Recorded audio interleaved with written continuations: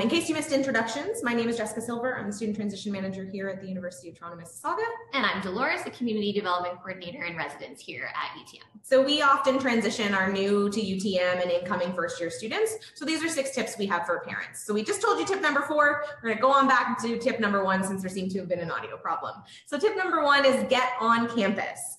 We want you to think about post-secondary education as an investment. When you buy a house, when you buy a car, you don't buy them without going to the house or test driving the car. And we need you to do the same thing for the institution that you want to apply to, because you need to make sure that that school and the things that they offer match with you and your personality, that they're a good fit. That's sometimes why we see students stopping out and dropping out, because they didn't pick the right school for them. Also, you can get involved in campus activities early on. You can look for things like dual credit programs. We have summer camps and opportunities for students to come on campus and get a feel for what it's like to go to post-secondary, but also to see that they can go to post-secondary. And our second tip is to consider residence. So residence isn't just for our international folks or those who are unable to commute to campus. The value of living on campus goes far beyond the convenience of location. Statistically, we know that students living in residence not only have a higher GPA than those who don't, they have greater retention rates, so getting into second year and then also moving on to graduation. And those connections outside of the classroom are so essential for developing the whole person. They increase employability and really make our students much more marketable once they're out in the workforce. So living in residence really improves the entire educational experience and provides a variety of co-curricular opportunities. And those are opportunities for learning outside of the classroom. Jessica's going to give us a little bit more information about that now. So tip number 3, which you may have heard some of because we fixed the audio right in the middle, but just to recap, we want you to look beyond the courses and degrees that are available when you're selecting your schools, because there are opportunities and programs available to your students to help enrich the degree experience and to create that employability, like Delores said. And we know that students that participate in transition programs, so programs that help support their preparation for being a first-year student, typically see a 0.5 grade point average higher than their peers that do not. So tip number 4, just to refresh, was check and double check your dates and deadlines. So if your student is thinking specifically about post-secondary education, January the 17th of this coming year is the deadline to submit your OUAC application. But regardless of whether or not your student is going into post-secondary education or not, after high school, it's just important to be informed about those dates and deadlines. Institutions are not going to be accommodating if deadlines are missed. So really educate yourself so that you can support your student through that process. Be proactive so that you can avoid surprises. You never know if there's going to be a glitch on the internet or if an unexpected requirement is going to pop up, and you don't want to be making those decisions on the fly. You really want to be prepared ahead of time so that you are prepared and you can support your student in making those and hitting all of those deadlines. And tip number 5 is find the parent and family supports. So we know that parents and family involvement in post-secondary education and in education as a whole tends to produce stronger students. And that's why programs like Let's Get Together exist. But we know that you can start this as early on as kindergarten. But post-secondaries are starting to get wise to the fact that parents are a key member in their students' education, and they're starting to provide parent and family supports. I'm going to plug UTM here for a minute, but we have a parent and family orientation, we have a monthly parent newsletter, and we have monthly parent workshops that parents can partake once their students are a registered student here at the University of Toronto Mississauga.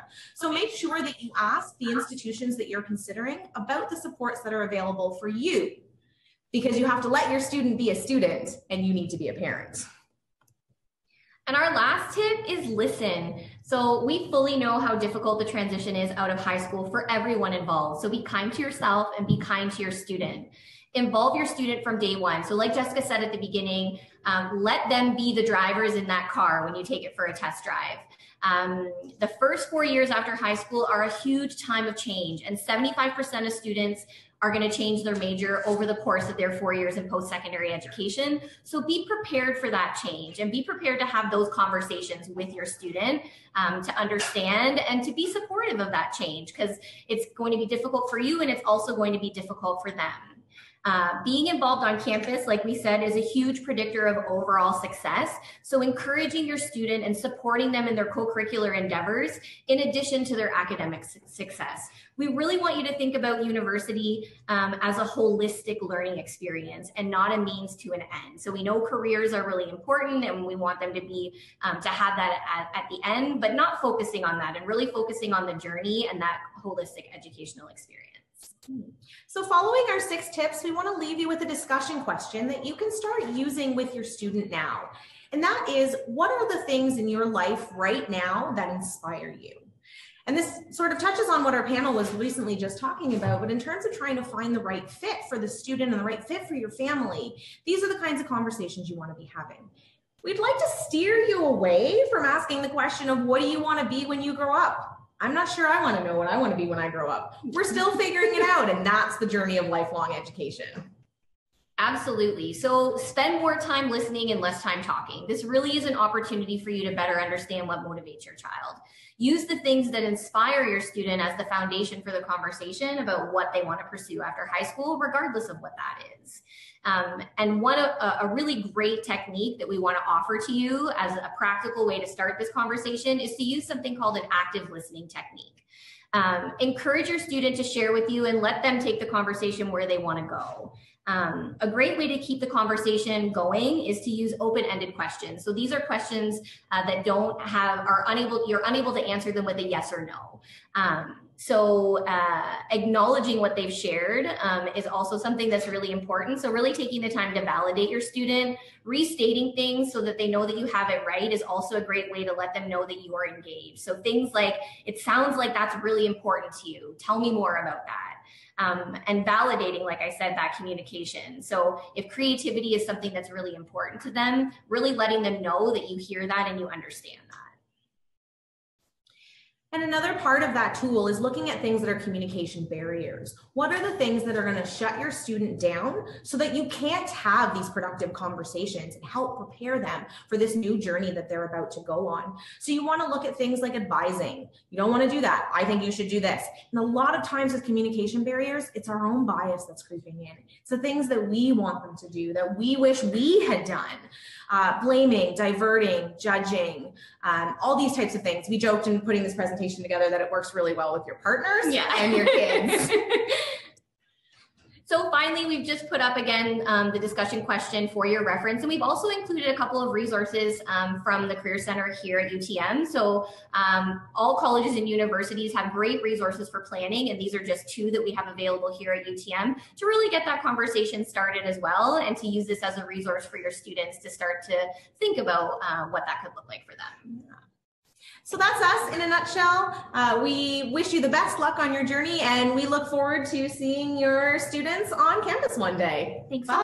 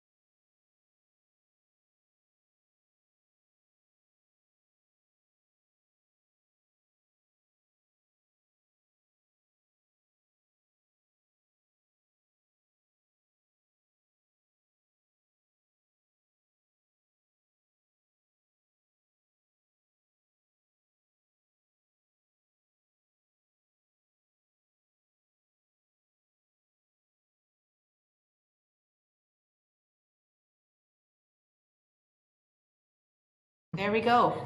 Thank you so much. So this is Michelle. Again, she is the co-founder for the Canadian Gap Year Association. And so she's going to tell us about what she does and another pathway for students. Wonderful. Thanks so much for having us, Allison. Really appreciate everything that you are doing and all of the folks who are spending their time today at the Expo online with us and just getting a sense for all the different options that are out there. One of the things that we do as an organization is promote this idea of a gap year that may or may not be familiar to you. And so what we want to do today is provide you with some of the information around what it is, but also how to decide if it is the right pathway for your child. So this is who we are as an organization. And so why are we speaking to you guys today? We work with hundreds of families every year across Canada about transitions that specifically involve that gap year pathway. And the gap year is taking a break away from formal educational studies. So it's experiential learning rather than sitting in class and taking some courses or being involved in a formal apprenticeship program. So it's taking a year to find out what's really important to you and to recharge your batteries. We want to make sure that our young people are ready for the next step in their life. And sometimes they're just not ready directly out of high school to step directly into a formal post-secondary pathway. And that gap year can really, really be beneficial to them. We want to help your young people be happy and successful in their life. And so what we'll do throughout this presentation is connect you with some great tools in supporting your young person through that transition.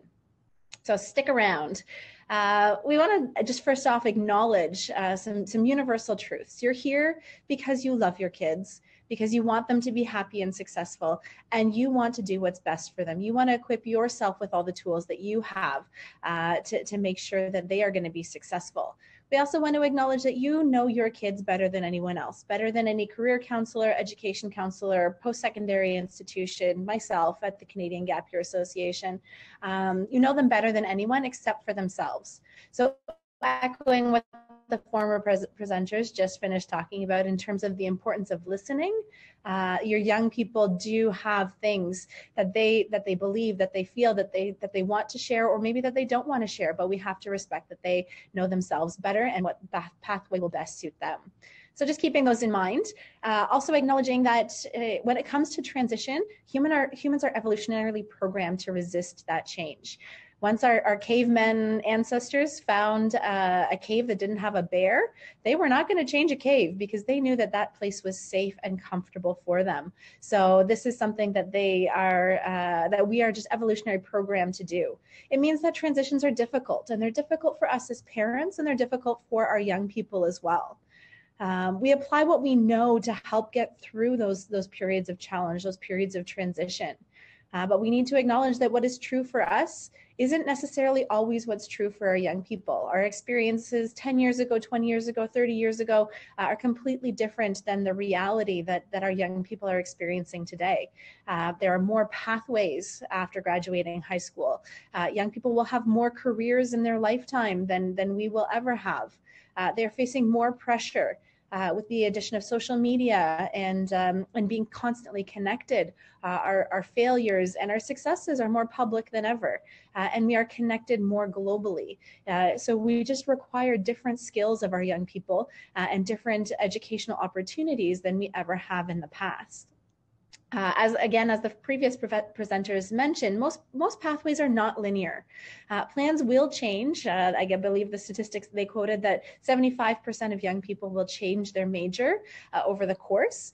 We are humans, we are evolving, we are changing, we are learning more about ourselves all the time, and we're learning more about the world around us. So it's natural that as we come to these realizations that our pathways and our personal growth is going to dictate a different pathway for us.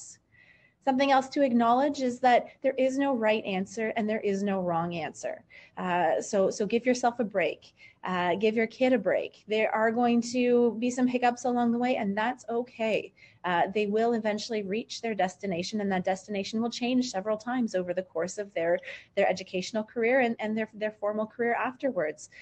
So just rest assured that there is no right answer and there is no wrong answer, just answers that are better or worse for your particular child.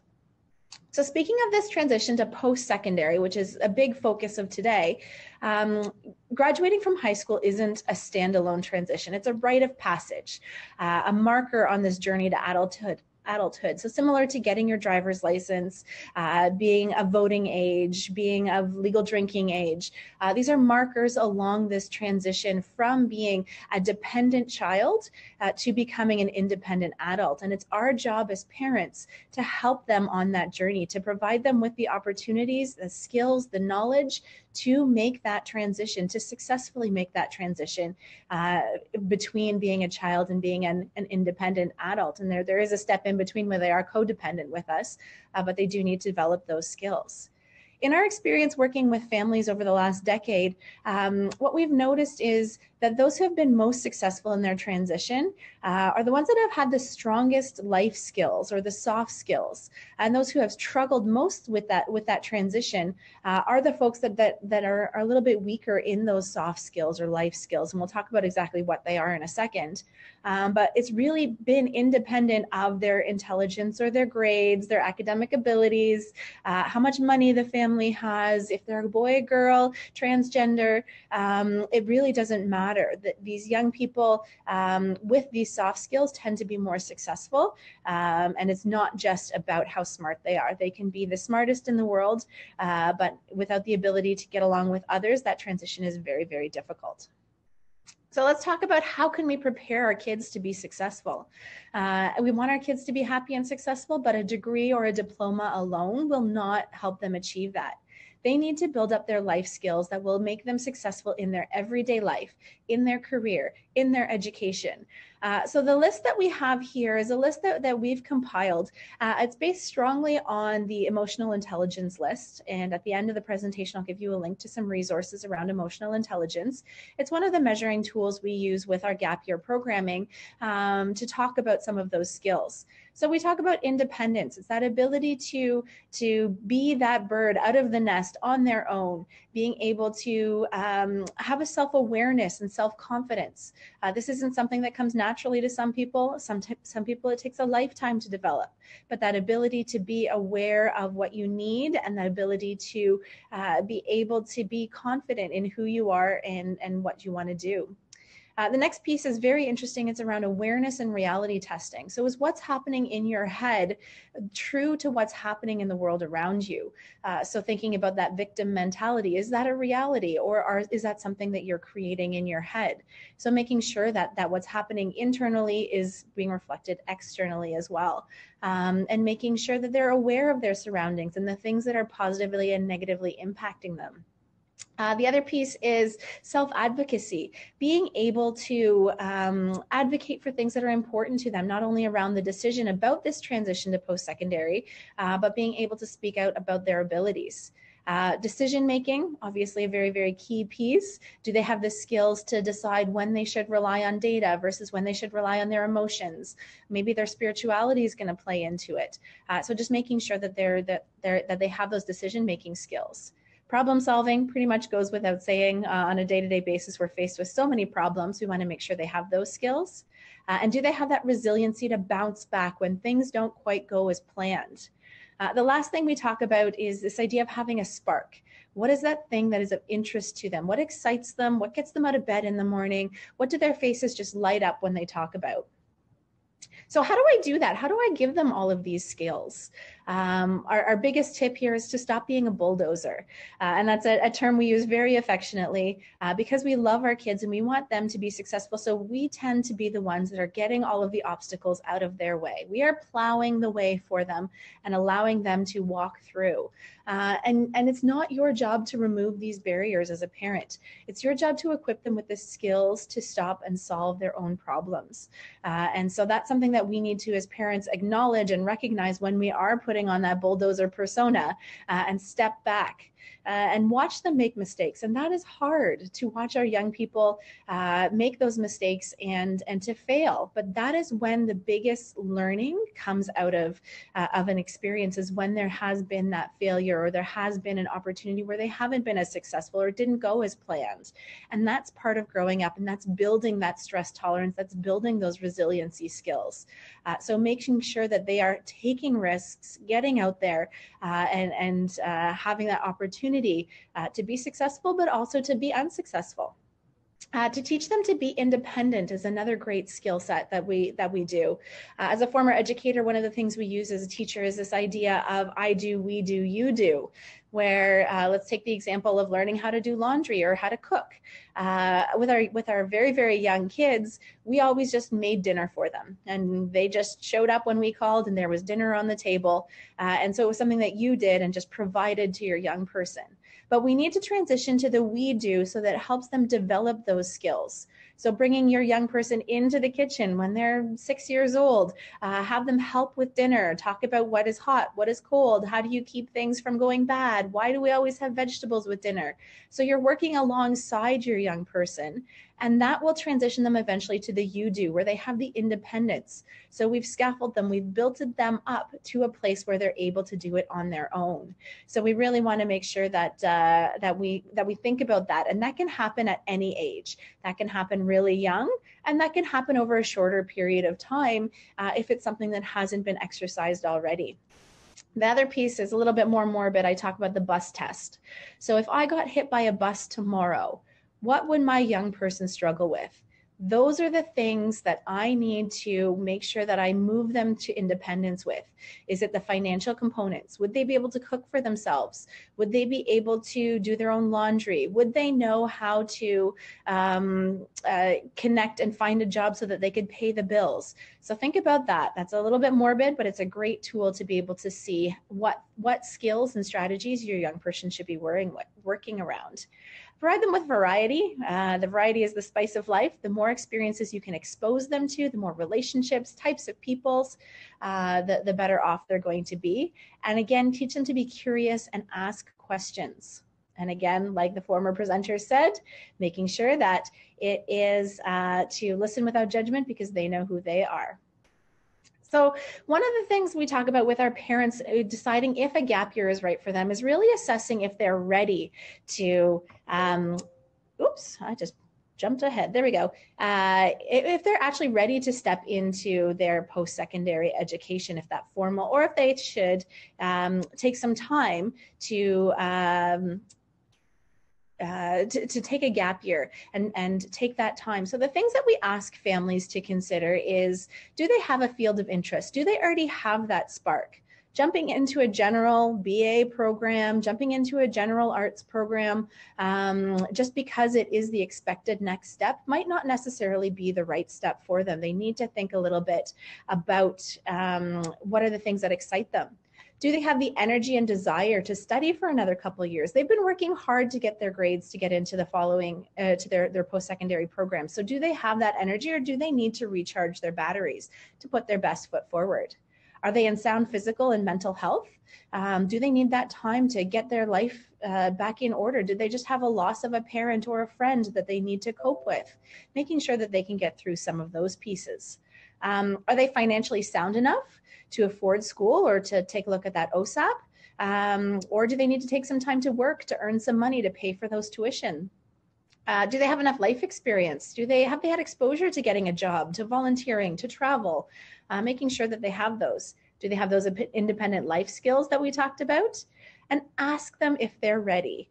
Push them to answer honestly. There's a lot of pressure to be on this conveyor belt of education and just to jump into post-secondary because that's what everybody's doing. Those lemmings going off a cliff. If they're not ready, there is a cost to moving forward before they're ready. So we want to make sure that they are ready to move into that post-secondary. If your young person chooses to take a gap year, our friends to the south of us in the States have done some studies saying that gappers actually finish school in fewer years, they have higher GPAs, they're more strongly connected to their university campus, they're more likely to be employed, and gappers do return back to their studies. So they're not going to fall in love with backpacking, find somebody with dreads and marry them and never ever go back to school.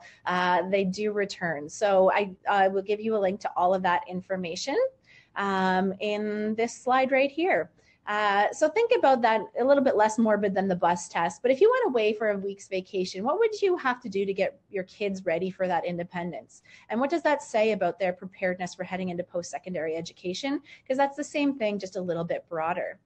A couple resources I have up there for you is our website, the American Gap data, that if you want to take a look at that, and the information on emotional intelligence.